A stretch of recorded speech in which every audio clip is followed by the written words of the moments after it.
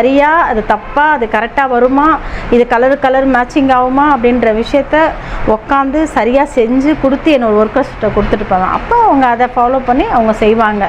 அப்போ எந்த விஷயமாக இருந்தாலும் சரி, நம்மளால் விரும்பினா மட்டும்தான் அந்த விஷயத்தை நம்ம சக்ஸஸ்ஃபுல்லாக ஆக்கி நம்மளால் கொண்டுட்டு போக முடியும்.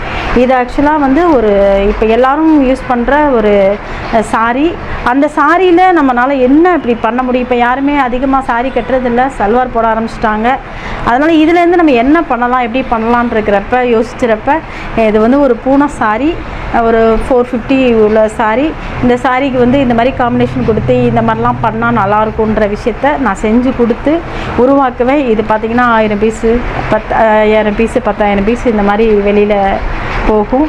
இந்த மாதிரி தான் ஒவ்வொரு விஷயத்தையுமே நான் செஞ்சு கொடுப்பேன். அதுக்கு நான் உட்காந்து செஞ்சு அது சரி பண்ணி கொடுத்துட்டு போனதுனால மட்டும்தான் சக்ஸஸ்ஃபுல் ஆக முடியும். அதனால் எந்த தொழில் தனக்கு விரும்புதோ